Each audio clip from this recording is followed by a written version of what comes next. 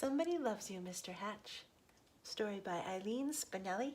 Pictures by Paul Yalowitz. Mr. Hatch was tall and thin, and he did not smile. Every morning at 6:30 sharp, he would leave his brick house and walk 8 blocks to the shoelace factory where he worked. At lunchtime, he would sit alone in a corner, eat his cheese and mustard sandwich, and drink a cup of coffee. Sometimes he brought a prune for dessert.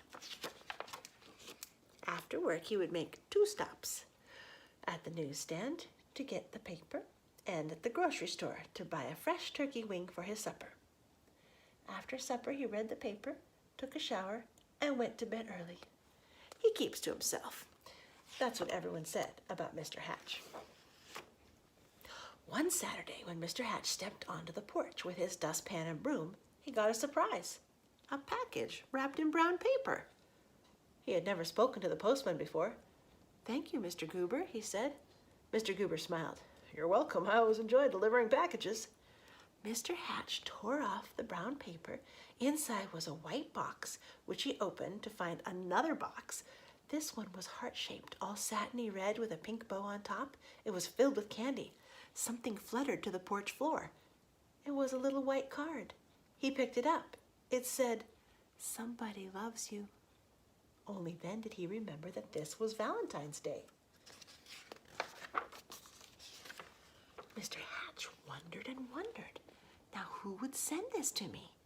He was all alone. He had no friends, and yet someone had sent him a valentine. Who? He put the box on the coffee table and tried to do some dusting.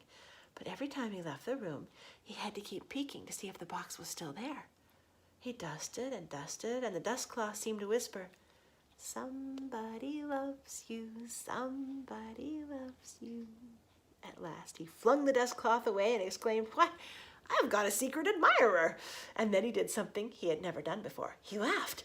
He laughed and danced and clapped his hands, and then he took a piece of candy from the box and ate it.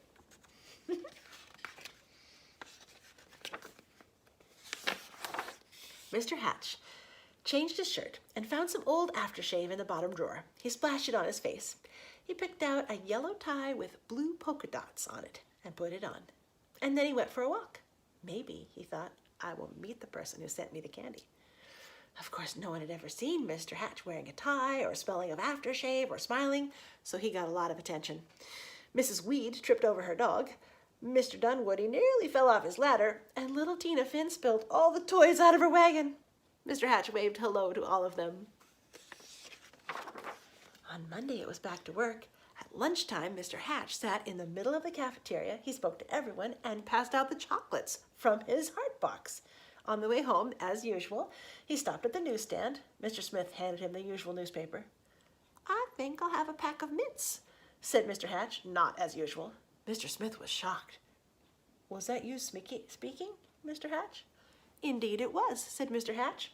"I said I would also like a pack of mints. And if you don't mind my saying so, Mr. Smith, you don't look very well today." Mr. Smith recovered from his shock to reply, "You're right, I don't feel very well. I have a cold. I was supposed to go to the doctor's this afternoon, but the stand has been so busy I haven't had the time." Mr. Hatch smiled. "Why, I'd be happy to watch the stand for you while you go." Mr. Smith could hardly believe his ears. "You would? Certainly, just show me what to do." And so Mr. Hatch ran the newsstand for an hour.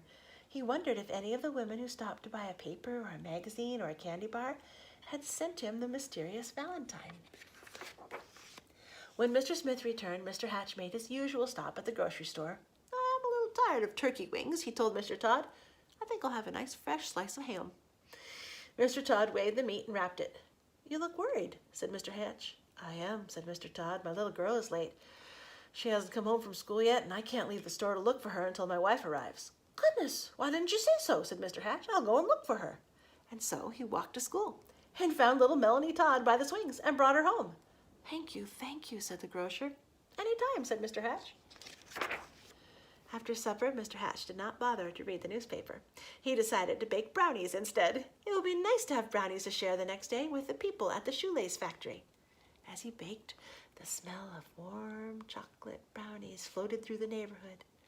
Children gathered around Mr. Hatch's house, sniffing the air.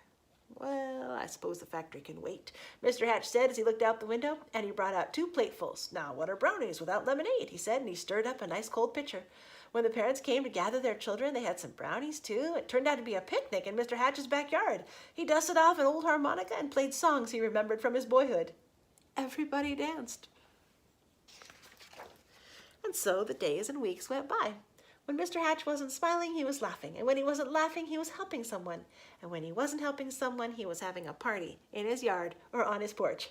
He seemed to have forgotten about finding the person who sent him the valentine. Then one afternoon, Mr. Goober, the postman, came to his door.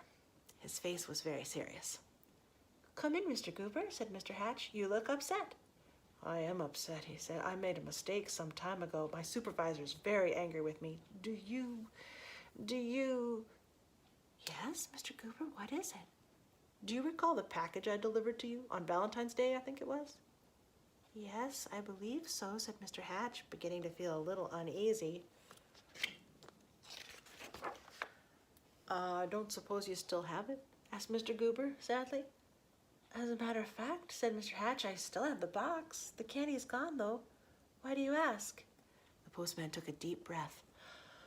"I'm afraid I delivered it to the wrong address. It was supposed to go to another house." Mr. Hatch recalled tearing off the brown paper. It had never occurred to him to look at the address. He fetched the heart-shaped box and the pink bow and gave them to the postman. "I do hope your supervisor won't be too angry with you now." The postman was heading down the sidewalk when Mr. Hatch called from his porch. "Mr. Goober, I forgot something." He gave the postman a little white card. "Somebody loves you." Alone in his living room, Mr. Hatch sighed. Nobody loved me after all. Then he read the paper, took his shower, and went to bed early. The next morning at 6:30 sharp, Mr. Hatch left his brick house and walked 8 blocks to the shoelace factory. At lunchtime, he sat in the corner by himself, ate his cheese and mustard sandwich, and drank a cup of coffee. I can see everybody's looking in the window wondering what is going on. After work, he stopped at the newsstand for his paper, but he did not speak to Mr. Smith.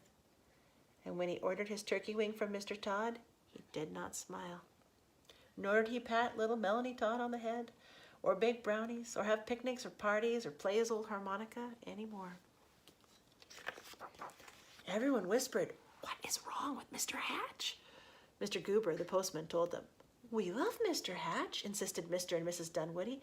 "He gave us flowers for our garden. He helped us mend our back fence." Mrs. Weed nodded. "I love him too. He saved his bones for my dog Ruffy." Ruffy barked. She loved Mr. Hatch too. Mr. Smith told everyone how Mr. Hatch had watched his newsstand so he could visit the doctor, and Mr. Todd told everyone how Mr. Hatch had found his little girl. All the children in the neighborhood remembered Mr. Hatch's wonderful brownies and lemonade, and most of all his laughter. "Poor Mr. Hatch," they said. "What can we do?" Then Mr. Goober announced, "I have an idea." On Saturday morning, Mr. Hatch woke to a bright and sunny day. He put on his old overalls and went out to the porch with his dustpan and broom. He couldn't believe his eyes. All over the porch were red and white hearts and pink bows. There were boxes of candy on the chairs and yellow streamers flowing from the ceiling, and sticking up out of his mailbox was a shining silver harmonica.